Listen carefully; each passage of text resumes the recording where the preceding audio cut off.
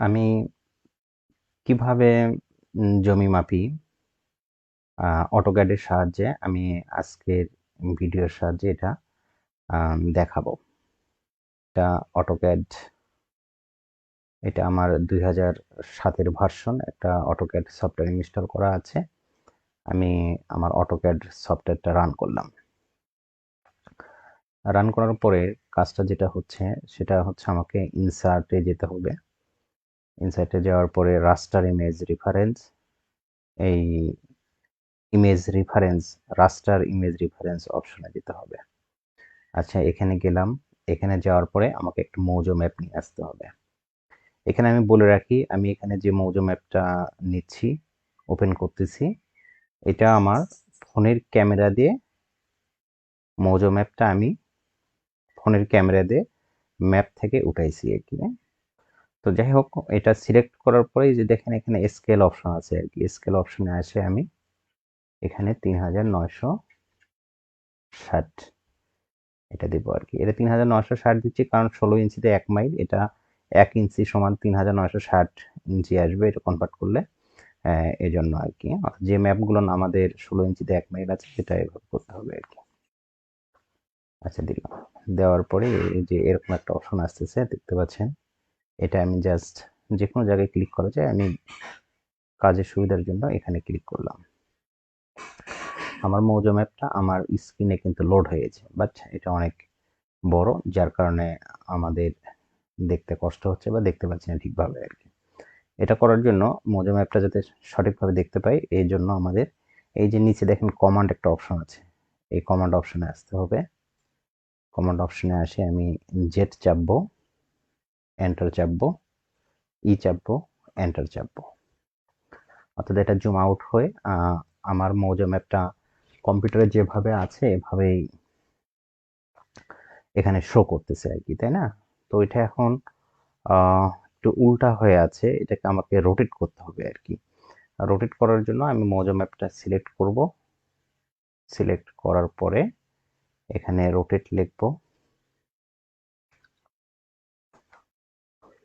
Rotate লিখলে দেখেন এখানে একটা অপশন শো করতেছে আর কি। হ্যাঁ, তো জাস্ট আমি এটাকে 90 ডিগ্রি ঘুরাই দেবো আর কি। ঘুরাই দেওয়ার পরে এই যে এখানে মৌজা ম্যাপ দেখা যাচ্ছে, উপরে চলে গেছে। এটাকে আমি ড্রাগ করে নিচে নিয়ে আসবো। তো এখানে ড্রাগ করার জন্য মাউসের আমাদের যে স্ক্রোল অপশন আছে, সেই স্ক্রোল অপশন থেকে স্ক্রোল অপশনটা চেপে ড্র্যাগ করে এটাকে নিচে নিয়ে আসবো আর কি। এরপরে জাস্ট স্ক্রোল বাটনটা ঘোরালে এটা জুম ইন জুম আউট হচ্ছে, এটা দেখতে পাচ্ছেন। আমি জাস্ট স্ক্রোল অপশনটাকে আবার টিপ দিয়ে ধরে এই যে ড্র্যাগ করে নিচে নামালাম, তারপর আবার এটা ঘোরালাম, জুম হচ্ছে, আবার ড্র্যাগ করে সুবিধাজনক জায়গায় নিয়ে আসতেছি। এটা আমাদের প্রত্যেকটা মৌজা ম্যাপে এরকম একটা স্কেলিং থাকে। এখানে যেগুলো মৌজা ম্যাপ 16 ইঞ্চিতে 1 মাইল আছে, এখানে দেখেন এখানে একটা স্কেলিং করা আছে, এখানে 2 ইঞ্চি আছে আর কি। হ্যাঁ, তো 10 চেন, 2 ইঞ্চি অথবা 10 চেন।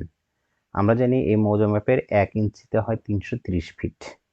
1 ইঞ্চিতে 330 ফিট, অর্থাৎ 1 ইঞ্চি কতটুকু হবে? এই যে 0 থেকে 5 এতটুকু হচ্ছে 1 ইঞ্চি। হ্যাঁ, আবার এখান থেকে এতটুকু হচ্ছে 1 ইঞ্চি। তাহলে এখানে টোটাল হচ্ছে এখান থেকে এখানে এটা 2 ইঞ্চি, অর্থাৎ 2 ইঞ্চি মানে হচ্ছে 660 ফিট। তো আমার কি এটা স্কেলিংটা ঠিক আছে কিনা সেটা দেখতে হবে।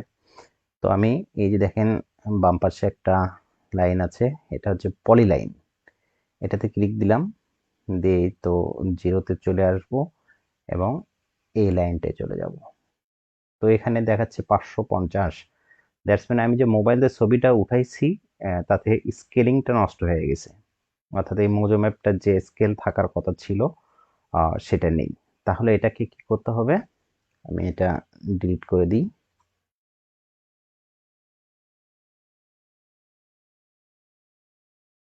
সিলেক্ট করলাম, ডিলিট দিয়ে দিলাম। তাহলে আমাকে এটা স্কেলিং করতে হবে, যেহেতু এটা প্রপার স্কেলে নেই। তো স্কেলিংটা কিভাবে করতে হয় সেটা এখন দেখি। স্কেলিং করার জন্য এটাকে আমি জুম আউট করে নিচ্ছি ম্যাপটাকে, এটা কেটে দিলাম, হ্যাঁ জুম আউট করে নিলাম। আচ্ছা ড্র্যাগ করে নিয়ে গেলাম। প্রথমে এই যে দেখেন এখানে কমান্ড অপশন আছে, কমান্ড অপশনে যাই আমি লিখবো স্কেল, SCALE, স্কেল, কারণ আমরা এটাকে স্কেলিং করতে চাচ্ছি। স্কেল লিখে এন্টার যখন দিলাম তখন এখানে আসলে সিলেক্ট অবজেক্ট, অর্থাৎ অবজেক্ট, কোন অবজেক্টটা আমি স্কেলিং করব, তাহলে সেই অবজেক্টের উপর ক্লিক দেব, সে এই অবজেক্ট, অর্থাৎ এই ম্যাপটাই হচ্ছে আমার অবজেক্ট, সেই ম্যাপের উপর আমি ক্লিক করলাম। অবজেক্ট সিলেক্ট হইলো, অবজেক্ট সিলেক্ট হওয়ার পরে আমি কি লিখব, অবজেক্ট সিলেক্ট হয়েছে, আমি এন্টার দেব।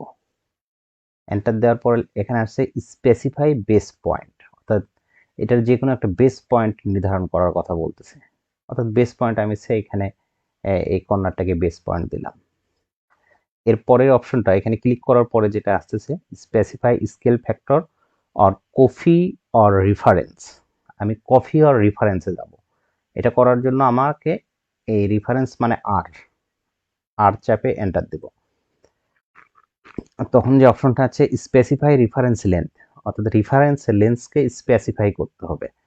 হ্যাঁ, এটা স্পেসিফাই করা বলতে আমি আচ্ছা মৌজা ম্যাপটাকে স্ক্রোল করে ছোট বড় করতেছি জাস্ট মাউস পয়েন্টারের স্ক্রোলিং অপশনটাকে মাধ্যমে, এবং স্ক্রোলিং অপশনটা চাপ দিয়ে আমি নিচের দিকে নামাচ্ছি, এটাকে প্যান করা বলে আর কি। হ্যাঁ, ড্র্যাগ করলাম,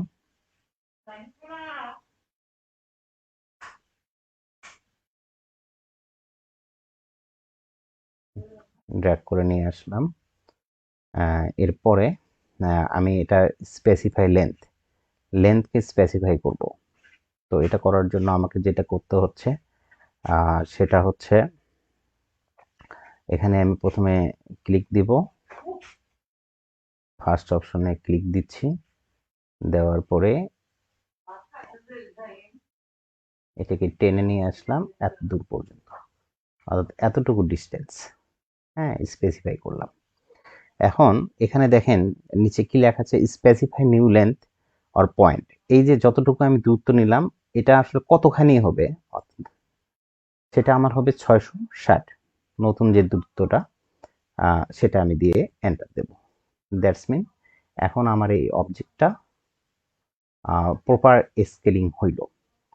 তো এটা স্কেলিং হইলো কিনা আমরা একটু চেক করে দেখি যে এই ডিস্টেন্সটা আসলে 660 শো করে কিনা। এটা করার জন্য আমি পলিলাইন অপশনে যাচ্ছি, যাওয়ার পরে জিরোতে আসলাম, এরপরে এই যে দেখেন 600 এই ক্লিক দিলাম, তাহলে স্কেল দিলাম। এখন এই লাইনটার উপর আমি ক্লিক দিয়ে এর প্রপার্টিসটা দেখব, রাইট ক্লিক দিয়ে যে প্রপার্টিসে গেলাম, প্রপার্টিস এই দেখেন এখানে লেন্থ অপশনটা দেখা যাচ্ছে, লেন্থ 660.73, যেহেতু ইন 0.73তে আমার খুব বেশি কম বেশি হবে না, দ্যাটস মিন এই ম্যাপটার প্রপার স্কেলিং হয়েছে। ওকে, এখন এটা দিয়ে আমি মাপামাপি করতে পারবো। এটা কিভাবে মাপামাপি করা যায় এখন সেটা আমি দেখব। আচ্ছা যে কোনো একটা আমি দাগে চলে আসি, প্লটে চলে আসি, যে কোনো একটা,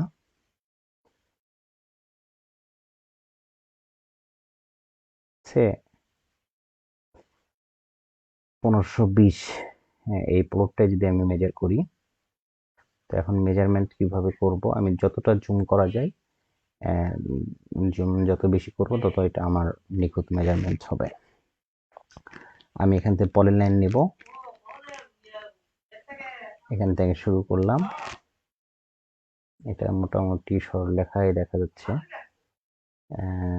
এত দূর পর্যন্ত, জাস্ট সিঙ্গেল ক্লিক দিয়ে আমি যাচ্ছি। এটা এখানে একটা ক্লিক দিতে হচ্ছে, এখানে একটা এই পয়েন্টটা মিলাই দিলাম, দিয়ে স্কেপ বাটন দিলাম, দেখেন আমার এই দাগটা সিলেক্ট হয়েছে। এরপরে আমি যে কাজটা করব সেটা এই মাঝখানে গিয়ে এই যে এটা সিলেক্ট করে নেব, ক্লিক দিব, সিলেক্ট হয়ে গেছে। আমি এখানে রাইট ক্লিক দিব, প্রপার্টিসে যাব, স্ক্রোল করে দেখেন এই যে এরিয়া অপশন দেখাচ্ছে, তাহলে এই এরিয়ার অপশনে যায় ডাবল ক্লিক দেব। এরিয়াটা আমার দেখাচ্ছে ৬,২৭৭ স্কোয়ার ফিটটা লেখা আসে নাই, যাই হোক ৬,২৭৭ স্কোয়ার ফিট। এটাকে আমি এখন শতকে নিতে চাইলে 435.6 দিয়ে ভাগ দিব, দিয়ে এন্টার চাপবো। এটা দেখাচ্ছে 14.41 শতক। তো যাই হোক, সংক্ষেপে আমি এটা দেখালাম কিভাবে মেজারমেন্ট করা যায়। অটোক্যাড দিয়ে জাস্ট খুব সহজেই আমরা জমি এটা মেজারমেন্ট করতে পারি। এটা আমার কাছে খুব কনভিনিয়েন্ট মনে হয়, যার কারণে আমি আপনাদের সাথে শেয়ার করলাম।